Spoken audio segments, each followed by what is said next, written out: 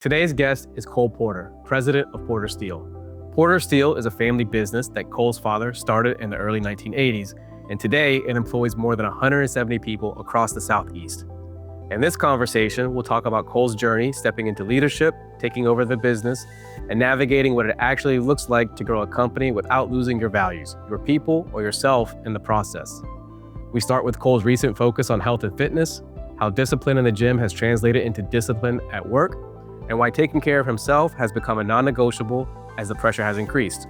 From there, we get into the realities of running a construction business: long sales cycles, tight margins, workforce challenges, safety, systems, and the weight that comes with knowing your decisions impact a lot of families.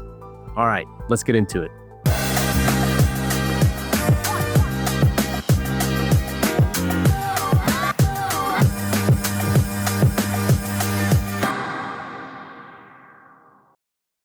Well, yeah, man, thanks for coming in. And I know you got a packed schedule, so I appreciate you making the time. And one of the things I usually start these off asking people about their business or where they grew up, but one of the things I've been dying to ask you about is just your transformation over the last couple of years, like health wise and working out. Just like, what has that been like? What's your morning routine? Things that you've been doing differently, or Gosh, well, I think I've always just aspired to be the healthiest I could be and like the fittest I could be. yeah.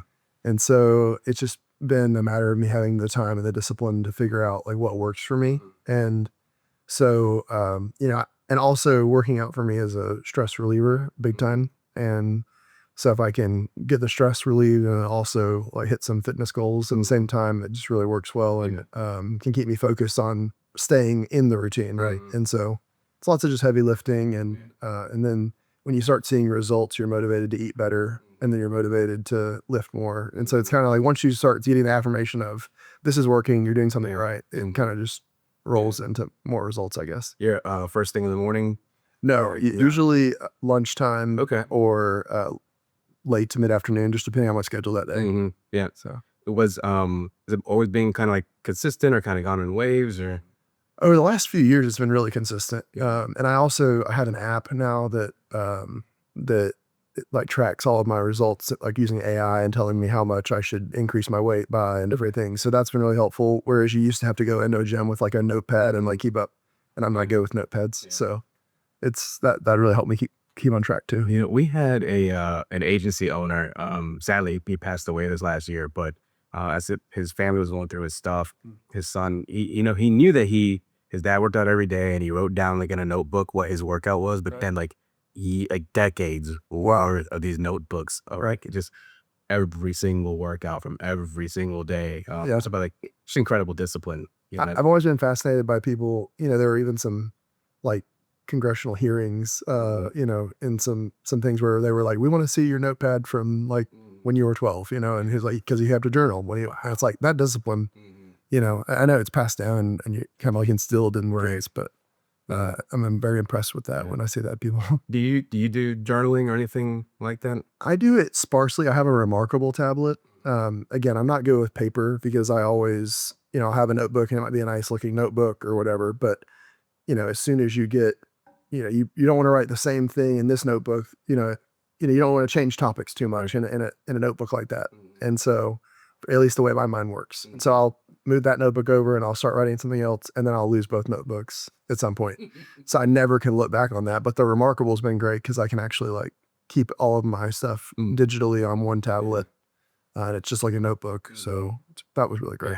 I don't do it much, but like certain key moments or whatever, I'll do. What is like one of those key moments, or something that comes to mind where you're like, let's sit down and...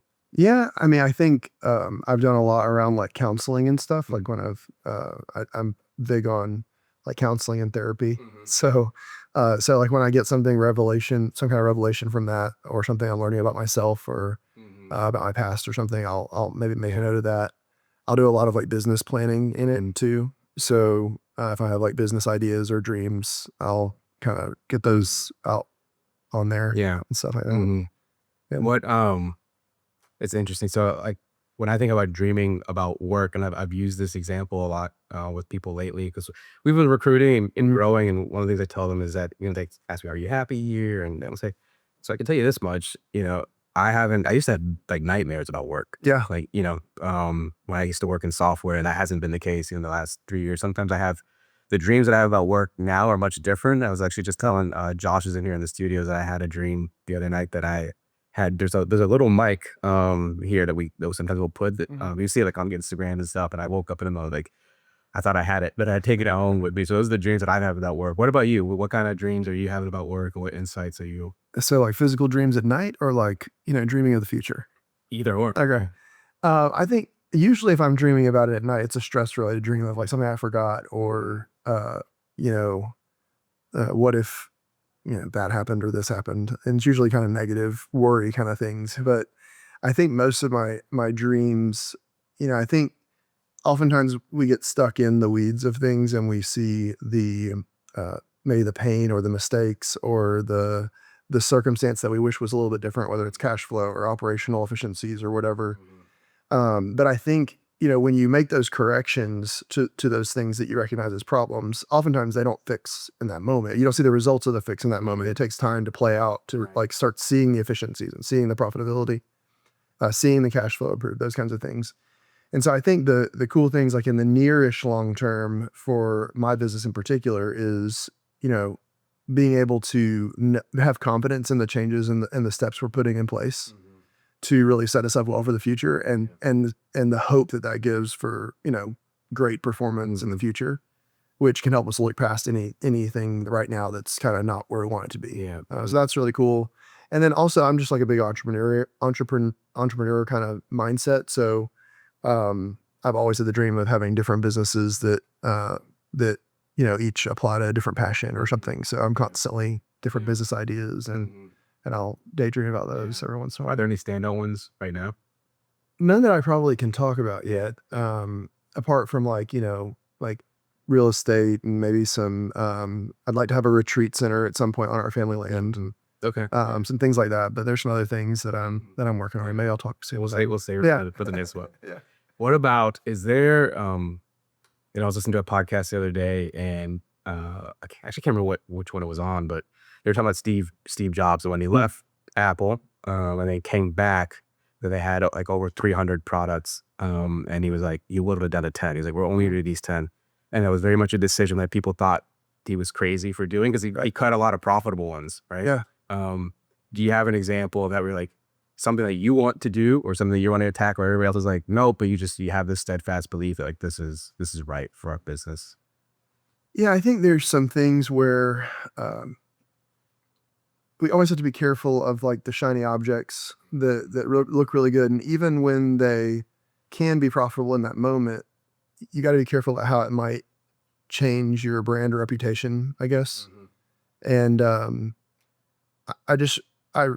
really want to be great at what we do. And I don't want to be just like the okay person at what we do. I want to be the best. And so you can't be the best at everything. You really have to focus. And even if you might have the knowledge and experience to be great at multiple things, the people on your team, you've got to really focus them towards one like area of expertise, And so for us, it does involve a little bit of whittling down because sometimes you get off track with some of the jobs you bid and you go after things that might look really appealing, but then you kind of realize, wait, we aren't great at this. We aren't as great at this as we are this other thing, Right. So for us, that's miscellaneous metals, really like stairs, rails, light structural. So smaller buildings.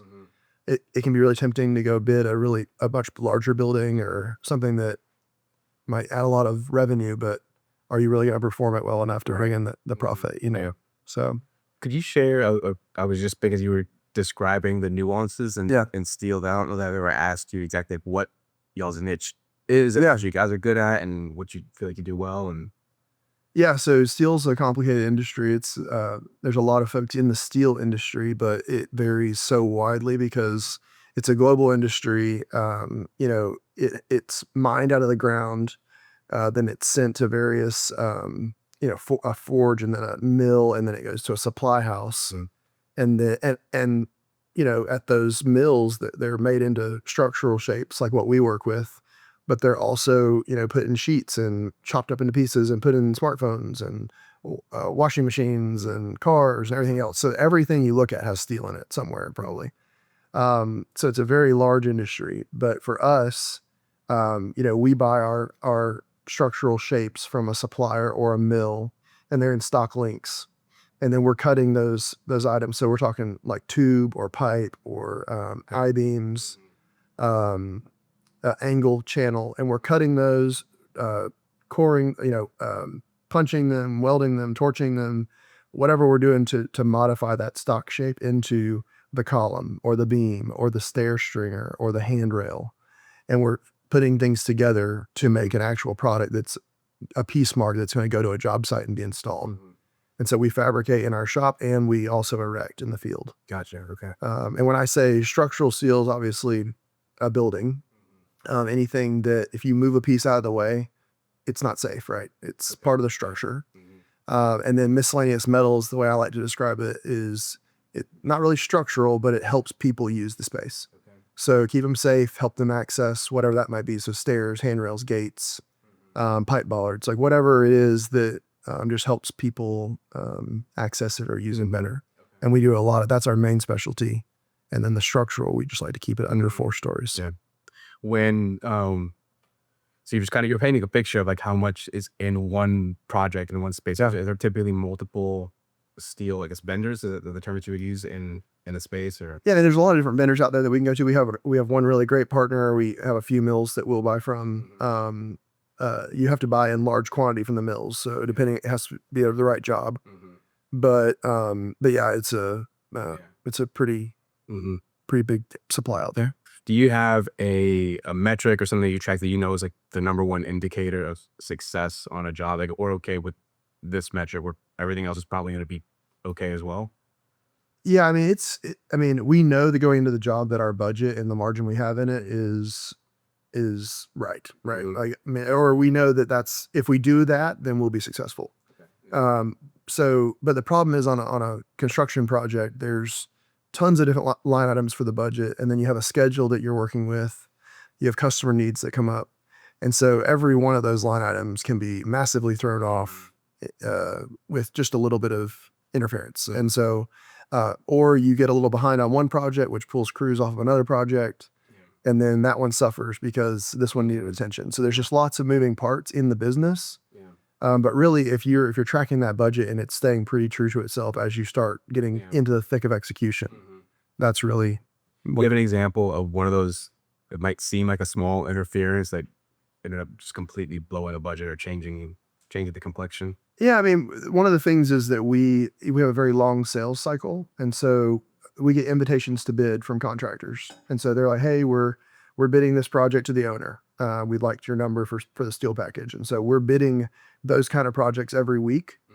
But it's a long process between them receiving our number, going to the owner, they win the job, and then the owner starts, cutting people loose and saying, all right, we're going to get our permits and we're going to start construction on this date. So between us bidding it and actually starting work could be months. I mean, it could be 6 months, it could be a year. I mean, there's just a lot of different factors. We might update our price, but you're also trying to commit to a schedule and maintain the customer relationship when you're bidding it for them. And so, when we look at our backlog for the coming year, like we have to have some kind of idea of like, okay, we got these couple projects that are going to be in Q1. We think these 5 are going to be in Q2, yada, yada, yada, But what happens in construction is, oh, well, that didn't get their permit like they thought they would. And so instead of being in Q1, they want that project to start in Q2 now. Or we actually get out on site, but when they started grading something, they realize, oh crap, there's tons of utilities here we didn't know, or we're too close to a cemetery or whatever it might be, where they say, oh, we got to bring somebody else in. It delays the schedule. Well, that then pushes your job this way and it puts it on top of another job that you tried to already schedule. And so that's a big part of it. And then another one is, and so then all of a sudden you had your 5 crews busy, or your 10 crews busy, or your 15 crews busy, but now you need 16 crews, or now you need 20 crews, and that can just throw off the numbers and everything. So when that happens, how do you scale up? Is it the way that you just said it is like, not just another crew, but it's probably not that easy, I'm imagining in my head. So how does and the other thing is we do everything internally, so we're budgeting it based on us doing it. And so if we go over on capacity schedule wise, like we have to bring in a sub crew from another erection company. Gotcha. Okay. And that cuts into margin. And so, that's a big challenge. We ran into that a lot this year, and it's been quite challenging. Yeah. Yeah. Do you how quickly are you guys growing? I mean, like full-time employees, and do you have goals set in mind, or what does that growth path look like for you guys? Yeah, so we've grown really rapidly over the last few years. Probably the last 5 or 6 years, we've grown a lot every year.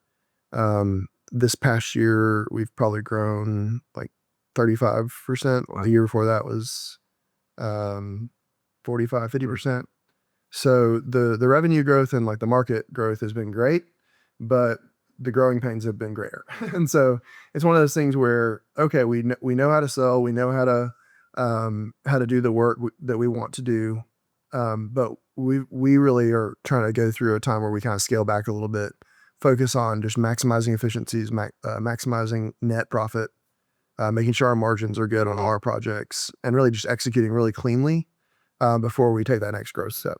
So, and also cash flow in construction is always fun. Makes sense.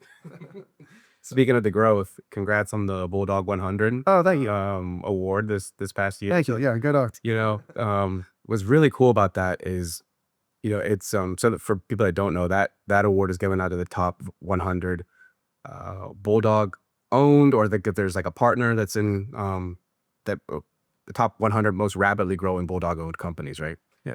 What I think is really cool about that is I think it's easy to be a rapidly growing company when you're 1, 2, 3 years old, right? Right. You to show year-over-year growth.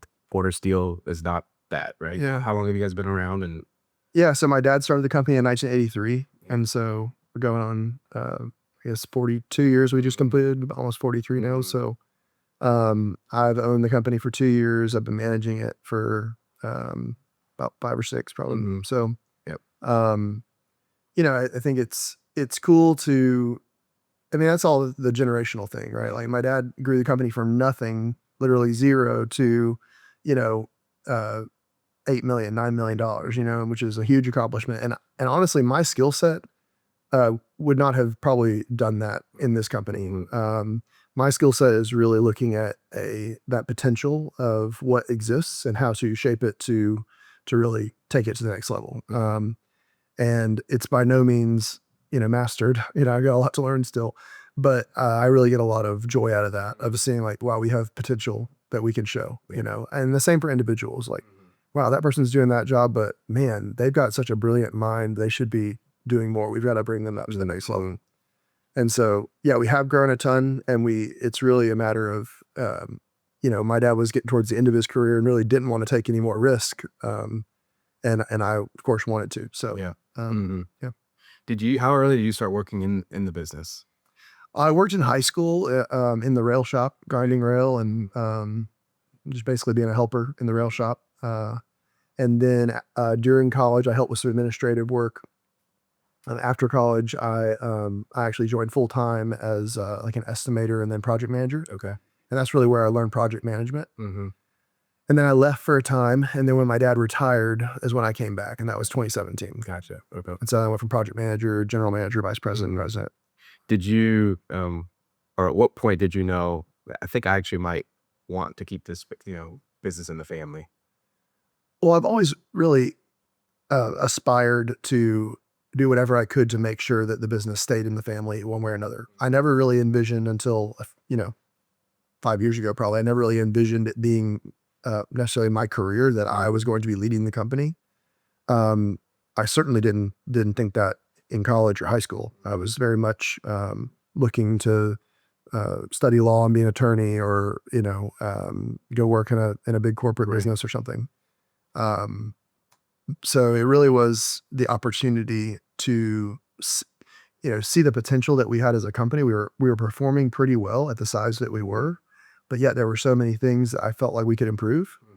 And so it's like, man, this is something that really can impact me, but also it can benefit all the people that are here, you know. And we've gone from 65 employees when I came back in 2017, and I think we have 170 now. Wow. So lots of growth there for sure.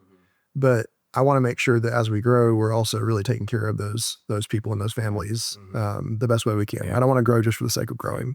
What are some of the ways you guys have been doing that, taking care of those families that have been on staff for a long time? Yeah, I mean, of course, you know, you want to financially bless people, right? Like I want them to be able to progress and feel like they're um, growing in their salary, right, and their wage, and we do that. But also the things that you can provide on a more familiar level to like make them know, like, hey, this is more than just a company in our eyes, and we hope you feel that way too. So like we do a big family day in the summer where we rent out a facility, usually like Main Event or something, and invite all the families to come. We try to do, we always are trying to do a bonus at Christmas that as much as we can. And we're starting to try to look at ways where we can do some incentive programs based on the actual margin of projects and things like that for the folks that are responsible for that. So and also just communicating our heart to the employees and letting them know, like, hey, these are our principles, our core values, and if you want to develop, if you want to go to the next level, like we want to help you do that, right? Like I don't want anyone to feel like they're stuck in a place, And I tell my employees all the time, I'm like, if you don't feel like your purpose is working in this business, like tell me about it, because I know a lot of people, like I know a lot of companies, and I want you to be passionate about your work, because I really think that if we see work as purposeful, like as a part of like what we are called to do, then you won't wake up dreading it every day. No, there are still hard days and there's still some times that are kind of drudging, but I think that, I want people to live in that because I live in that place. I'm fortunate enough to say, like, I love my job. I love what I do. It gives me energy. It gives me passion to be able to do it. Right. And I know that everyone can feel that if they have to search themselves and really see what that is that they want, Yeah. But let me help you find it if you haven't yet, Yeah. I was actually listening to something very similar about purpose and passion and in work. And what this guy was saying is that he used an analogy or an example, right, of farmers, but 100, 150 years ago. I doubt that they were passionate about rice and wheat or whatever they're growing. It's like what I imagine they were passionate about is the sense of purpose, right? Yeah. Being able to deliver for their family, for the community and stuff. And it was an interesting take on it because you hear a lot today, especially our generation, we're about the same age, of do what you want to do and you'll never work another day in your life, right? Or you can be whatever you want to be. And there's not some merit and value to that. But I do think with something I'm seeing more is like there's tremendous value and purpose in like just being able to be a husband and a father and provide, right? 100%. So it sounds like something you're passionate about as well. Yeah, and I think too, our culture and our age,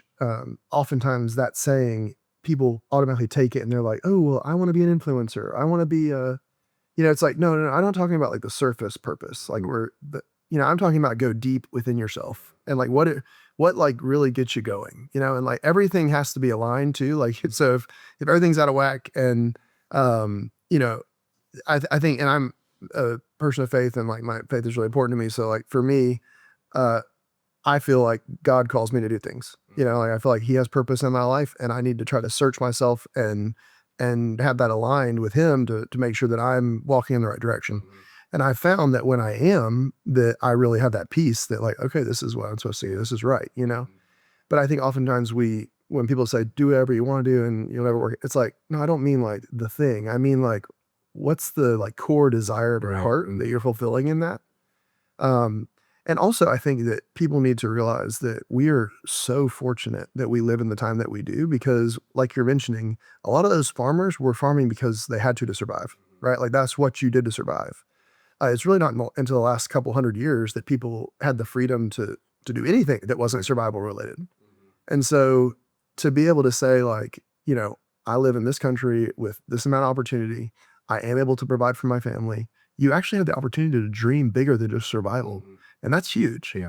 And so, and not just what you can do for yourself or your family, but you can impact the world with like what God's given you inside of you, And I think that's so big when you realize that as a person, that you have the potential to change other people's lives, whereas before you were just focusing on yours, So yeah, I know that's a big part of what you guys do, like personally with your family, and then also at Porter Steel, too. If you want to talk a little bit about that. Yeah, and our mission is to change lives and lead by example. And so it has nothing to do with steel. And I think every other company that I would ever start would have the same mission. And I think that, we try to lead by example as leaders and we fail at it all the time. But that goes back to one of our core values of fail forward, that, we're going to improve that every time. But in the changing lives piece, obviously we all have things that come to our mind with a business changing the lives of its employees. So like pay them more, make their work life easier, have work life balance, those kinds of things.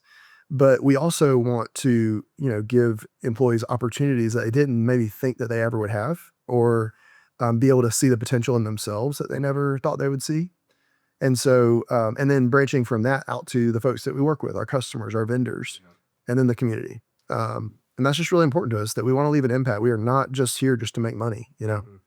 Yes, money is great, and it will help us. It's a tool to achieve a lot of the things that we want to achieve, but it is not the sole purpose for living. Right. And we try to push that too. Was that a day one initiative for you, that when you took over the company, or was that something that your father had already started as well, or how did that come about to be such a core piece of what you guys do? Yeah, so my dad always had a very faith based mission for the company, and it was very much like almost like a faith statement of this is, we basically we exist to serve the Lord, and to point people to Him.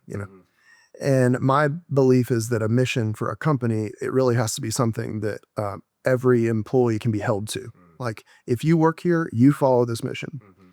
So obviously I can't go out to the person working on the beam line and say, hey, how have you been with Jesus lately? Like that's, so what we did is we changed our mission and values to be something that, hey, this mission, like, you have to agree that this is your mission here. If you don't want to change lives and you don't want to lead by example, then, we need to find another company for you, and then these are our core values. This is what you're agreeing to, that you can uphold these core values. And then also, we have a faith statement for leadership. Like, this is what we believe as a owner and a leader of this company. This is what I believe, but it's what I believe. And if you want to believe it too, I'll talk with you about it all day long. But I'm never gonna make that implied requirement of working here. We have people of all different backgrounds, all different faiths, all different ethnicities from dozens of different countries, and I mean dozens of countries. So I'm really proud of that, and I think it's a really beautiful picture of the world at our company. But I want them to focus on something that we can all agree to, and that's the mission, the values. Was there any resistance to that mindset shift when you took over? No, I think it was really well received, because I think people want clarity, and they don't want you never want someone to think like, oh gosh, I wonder if this person doesn't like me because and I don't think that necessarily existed before. I just think, hey guys, this is the mission. This is what we think about a mission. We're going to follow it, and we're going to go after it. It literally is the mission, and we expect you to follow it, and we expect you to follow these values. And the values are all rooted in my faith, but they're all very basic things that you would want every employee to do, so, but you don't have to have the faith to have the values and the mission. Yeah. Was there, when you took over the business, anything that surprised you? Not sort of said oh, I didn't realize this was going to be that or that, but once you started, I don't know, thinking the books or this project or that project, you're just wow, I didn't realize this was going on. And it kind of just threw you off. I think the biggest thing is just that, when we're planning in our own minds and thinking about what might be, or what the result of something will be, for me at least, I oftentimes have underestimated the assumptions that I'm making, that I don't even realize I'm making. And so the things that I take for granted is duh, that's the decision that anyone would make. It's no, that's the decision you would make because you own the company and you know what's at stake. But the person that you gave that responsibility to, interesting, they might not make that decision. Or they may not think twice when another opportunity or another option presents itself that might pull them off of that. It's when managing resources or dealing with employee issues or whatever else, you just think that there's things that anybody would do, and they don't necessarily. And so you have to be clear and really casting the vision for even some details sometimes. Mm-hmm. That's a good one. I actually feel a little bit attacked because I do that a lot in my personal life, right? Where I think it's just so obvious, right? People aren't operating with the same set of cards or knowledge, right? That I am, and it's something I've been trying to work a lot on, of just being gratuitous in my interpretation of other people's actions. And I think everything that we do in business, it like translates directly to life, like to our relationships and to anything else we do. I mean, it's just you're just doing it with more zeros after it, really. The other thing is you get really, you know, when you start receiving millions of dollars every month and you're paying millions of dollars out every month, it changes your view of money in a way that like, How so? well, it's like for instance, I did a pay run this week and I signed several checks to vendors for, hundreds of thousands of dollars. Right? And then a couple of them that were like, oh, can we squeeze these few in? And I'm like, oh yeah, they're only $50,000. It's fine. Like $50,000 is a lot of money, but like in the grand scheme of things of the business, Right. and so then you start thinking of like, oh yeah, we can get that person that raise. It's only another $1,000 a month, and that would cost the company overhead. Yeah. And your mind just starts, kind of telling you that significant amount of money are really not that significant because you're dealing with much higher dollars. I don't know, maybe other people don't do that, but I certainly deal with it. You found It's like play money, How does that carry over into your personal life? Not necessarily with money, but just other things that things weren't as significant as they were before, or like learnings where there's some carryover? Yeah, well, I think the pressure of so when I'm in a stressful position, or if I'm worried about a decision I'm making for the company or something, I'm thinking about like, wow, this decision and every decision I make really in the business impacts 170 families, So if everyone has an average of like, let's say 3.5 or 4 people, that's like, 500-ish people or whatever, or more, it's like 600 people. So that is a big responsibility when you think about it that way. And so I think that pressure has helped me see the lack of significance of smaller issues sometimes that I might have stressed about earlier, and so it's kind of put things in perspective. Because I think when you're trying to provide for people, when you're trying to make sure you make good decisions so that they can thrive and that they can succeed, that's big stuff, and it makes your inconveniences a lot less important.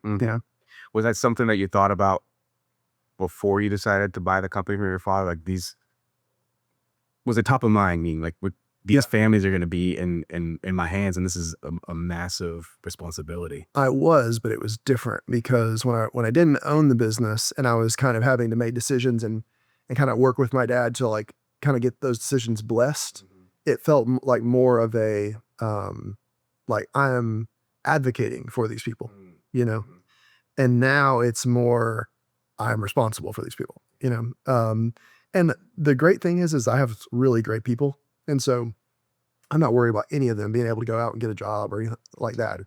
But I just really believe in what we're doing, and I believe in the long-term benefits of what we're doing. And I want them to be a part of that if they want to be. And so I just don't want them to miss the blessing of whatever that might be for all of us because I make bad decisions. Makes sense. Yeah. Are any of your children showing interest in what you do, or starting to poke around maybe where they're saying, maybe this could be a future for me? Well, I think none of them have mentioned the steel business at all, but it's interesting. I have a 10-year-old son, I have a 9-year-old daughter, and I have a 6-year-old son, and they're all so different. It's really interesting. But my 9-year-old daughter, she's the one that's like most like me personality wise, and so when she hears any kind of ambition or a dream or something that I want to do, her next question is, well, if you do it, Daddy, can I do it? And I'm like, heck, she's like, if you're president of Portugal, can I be president of Portugal? I'm like, heck yeah, you can, so I love seeing that in her, because she's just very determined and wants to do big things, I think, which is really cool to see. But the fact that it's my beautiful little ballerina daughter, it's a really cool paradox there. But is she showing any like entrepreneurial signs, like trying to sell things or do things? Yeah, they all have a little bit of the entrepreneurial itch, I think.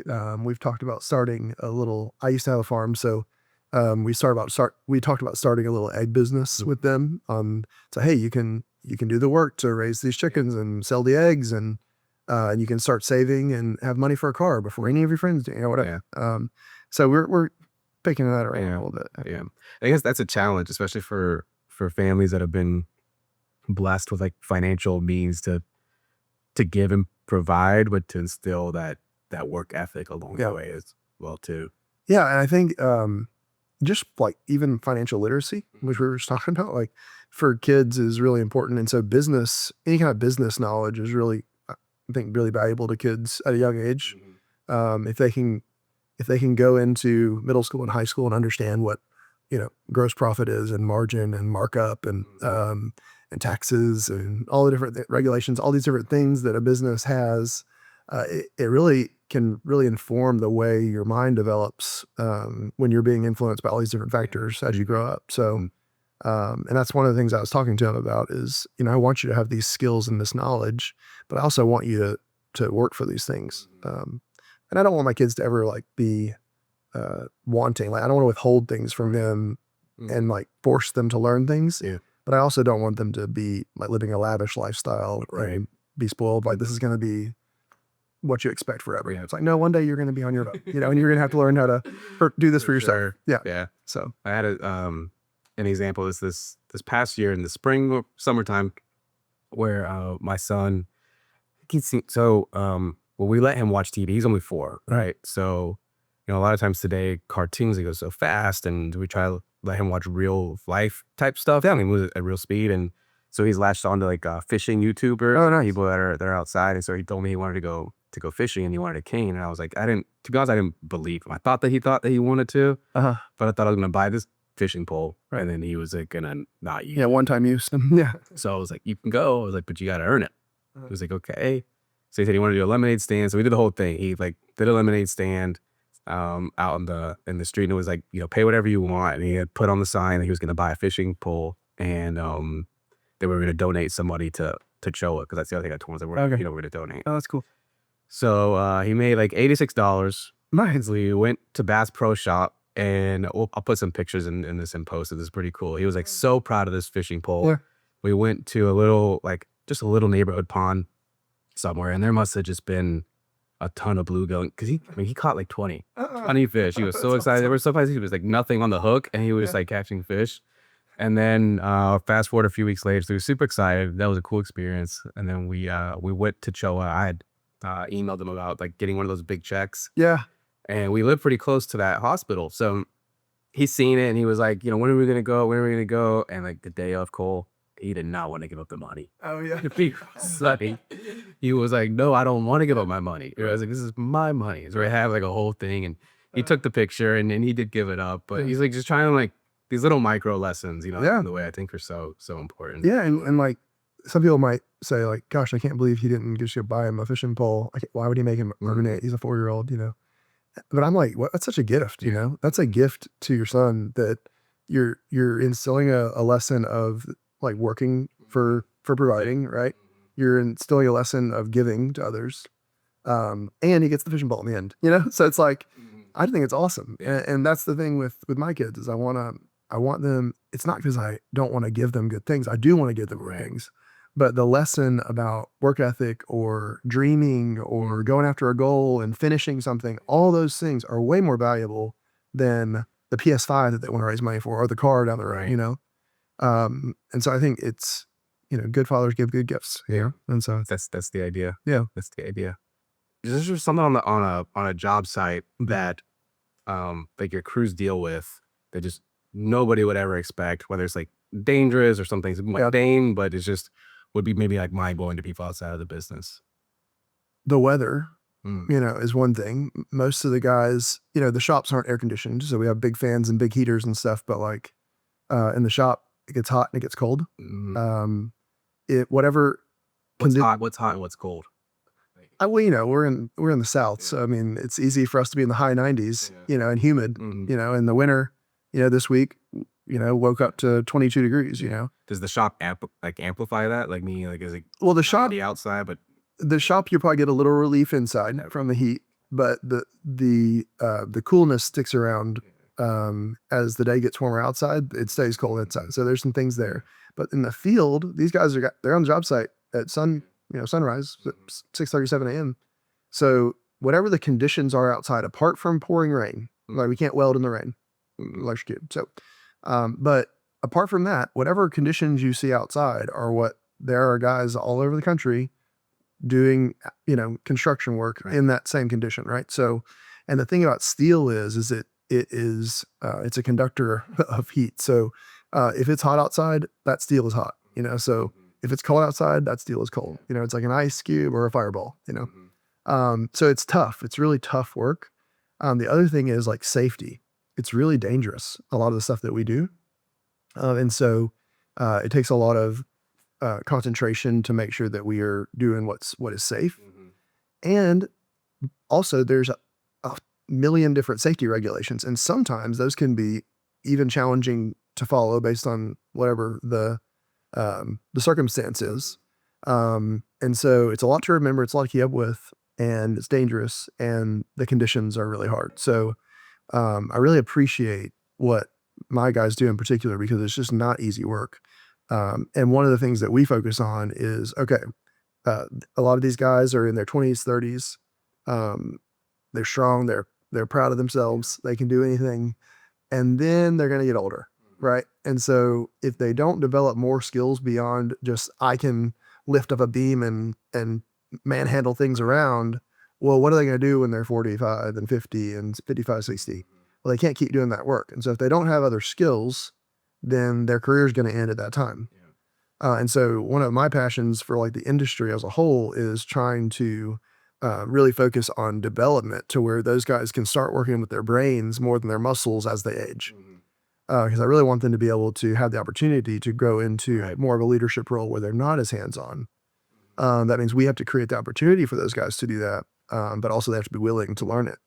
But I think it's a big problem. You see guys all the time say, hey, I just can't do this anymore. I'm gonna have to retire. Even though I really can't afford to, I'll have to go do something different because I can't do this anymore.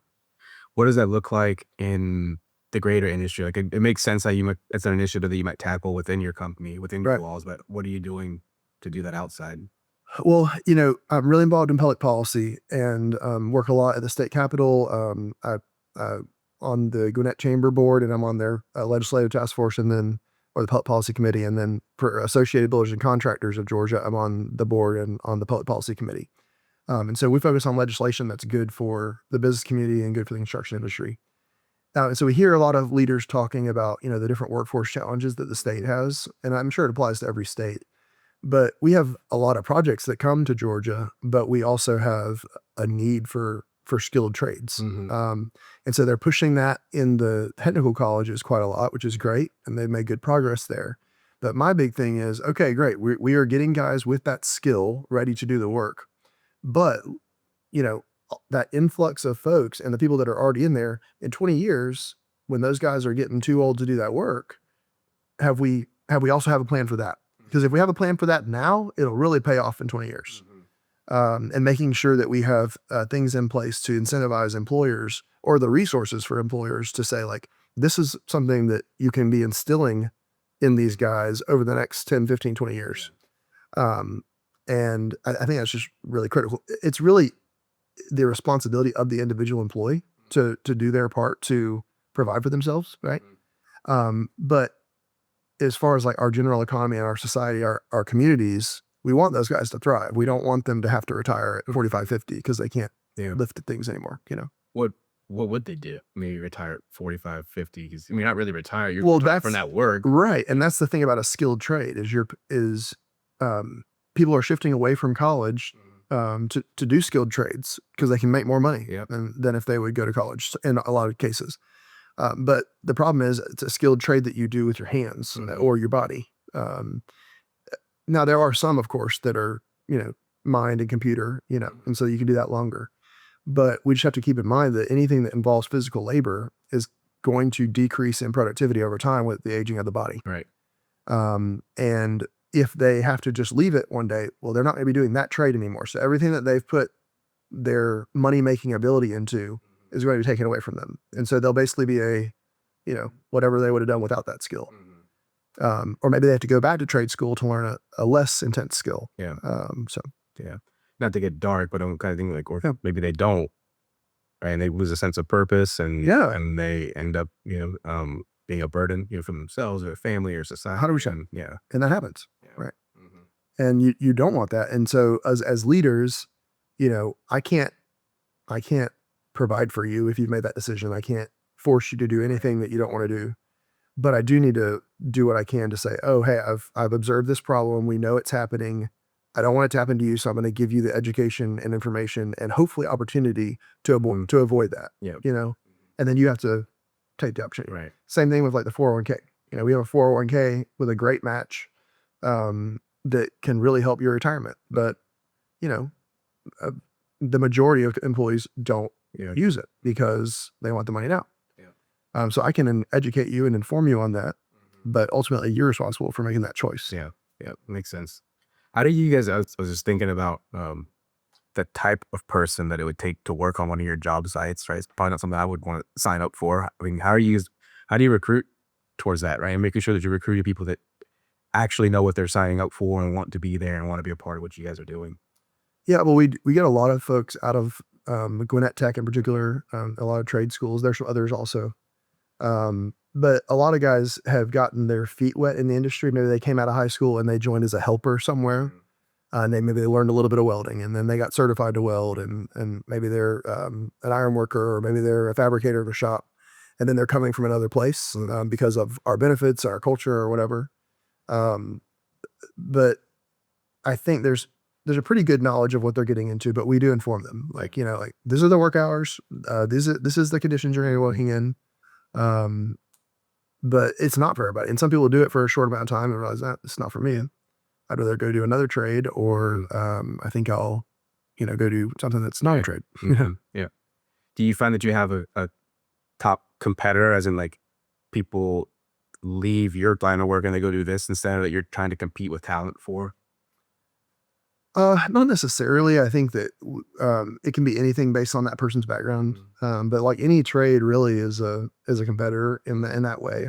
We've had guys that are like, hey, I'm going to go do grading or I'm going to go learn electrical work or whatever else. Maybe they have an uncle or somebody that's a master electrician or something. One thing lately we've been getting poached a lot from just competitors, and that's always a challenge because you invest in people, you develop them, you grow them. And then people are targeting you because of the people you've gotten, and so, but then some of them call back and like, hey, this isn't what I thought. I want to come back, so that's something you always have to deal with. I had somebody, I used to work in a like IT recruiting firm, like right out of school. And there's a lot of stats on, leaving and taking counter offers, all sorts of stuff. But something that really stuck with me from in those walls and just kind of hearing some of our managers talk about is like, you always hear the grass isn't always greener. But the add-on to it that stuck with me that sometimes it's just a different shade of brown. And that people don't realize that, until they leave, maybe try to go do their own thing. Yeah. And I mean, we all know that we have like our marketing arm of the company and then we have the internal. And so in the same way that we sell our services and we paint this wonderful picture of everything, we don't tell everyone, hey, we've got all these faults. We've got all these imperfections. We're going to make mistakes. So it's easy to persuade someone for a few dollars more or for a few $1,000s more to come over for this awesome opportunity. But then they get there and they see everyone around them miserable and they realize it's not what they want, and that's life. That's, people learn.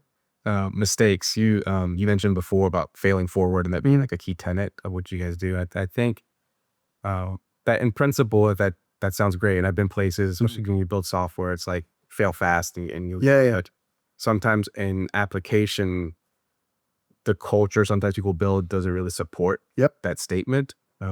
So, what do you guys do to support that? Or maybe an example of like where you failed, right? It was an example to show others like, hey, we really do mean this. Yeah.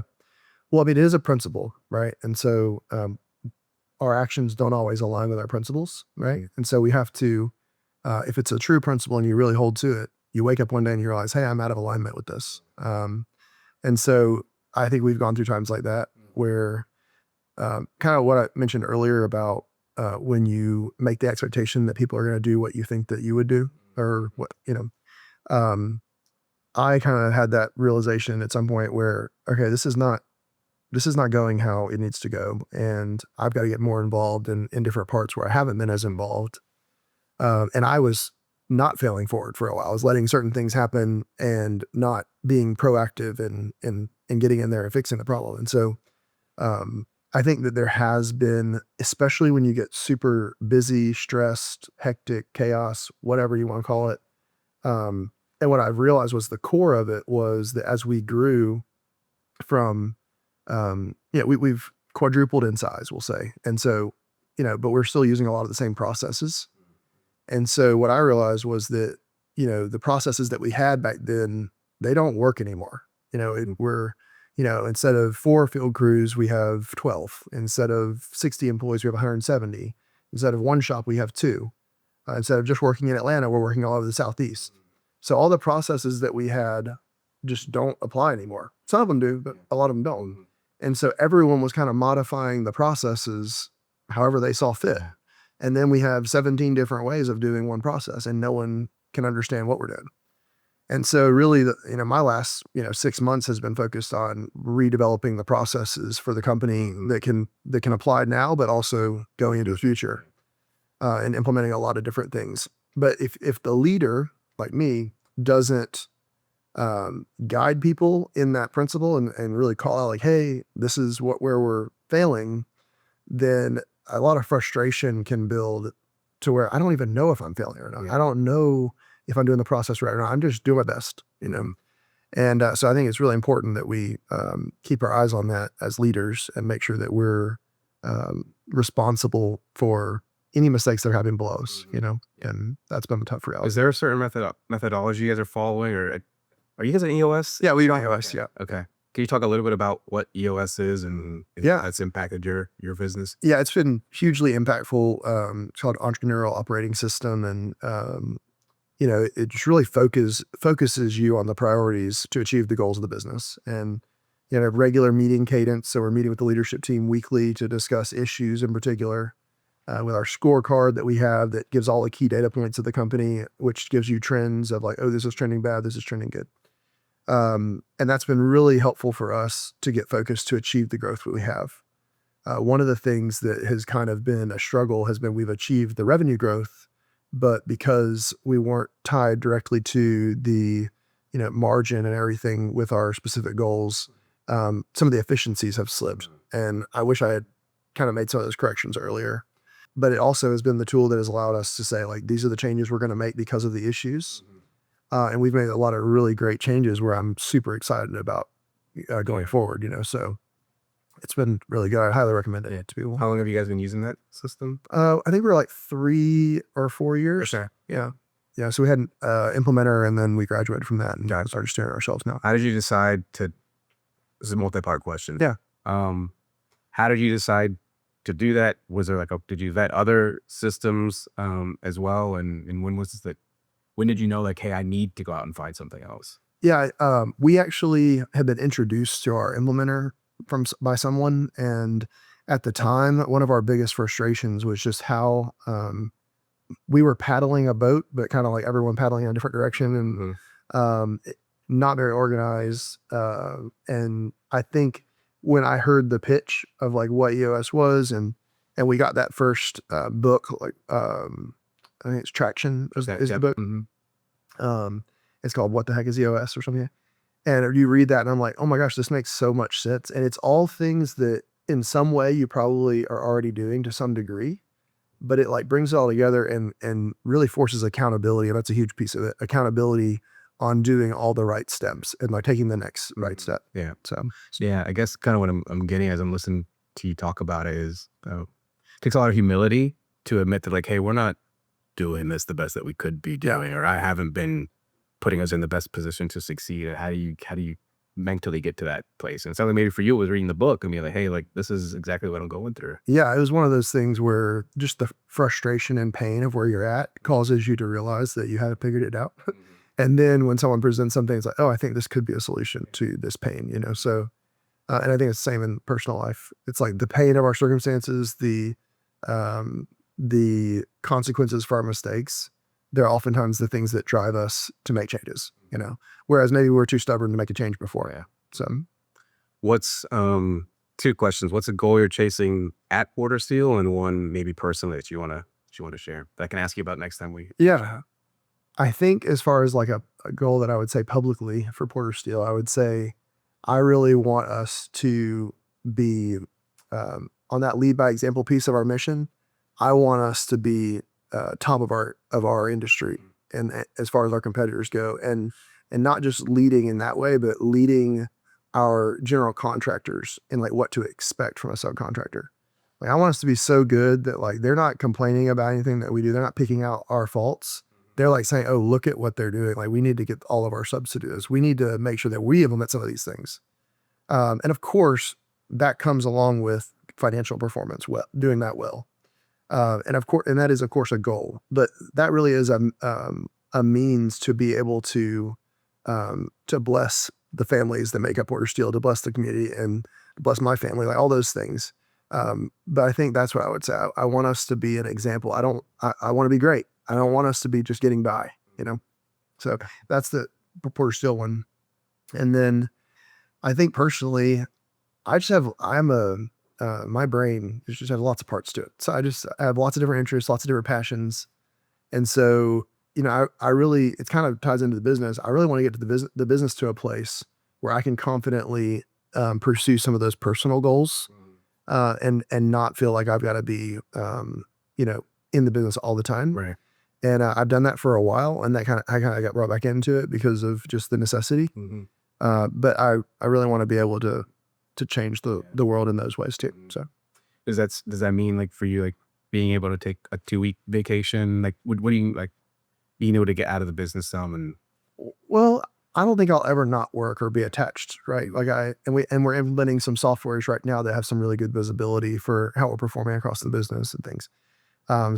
Even when I go on a 2-week vacation, like people are like, "Don't look at your email." I'm like, "No, I'm going to look at my email every once in a while. I'm going to give myself the peace of mind that everything is okay." But I want to be able to, if a great opportunity presents itself, that would require a lot of my time, I want to be able to consider it, you know, and see if that's what is the right thing for me, you know. well, cool. Yeah. Awesome, man. How can people find you? Well, I'm on LinkedIn, LinkedIn. Yep. and I'm on Facebook. Yeah. Yeah. Cool. So funny thing as we're wrapping up about LinkedIn is that the Heisman Trophy winner from Indiana posted his like a thing on LinkedIn. I know. Like thanking people. It's just he catches a lot of flack of being a little bit nerdy and kind of gay, but I think he's starting to own it. Yeah, he posted cool. I was so honored and proud to like whatever receive this award. Look what I achieved in my work life this week. That's awesome. So, well, cool, man. Well, thanks for coming in. I really appreciate it. I enjoyed the conversation. Forward to having me back. Yeah, thanks for having me, man. Thanks, man. Yeah.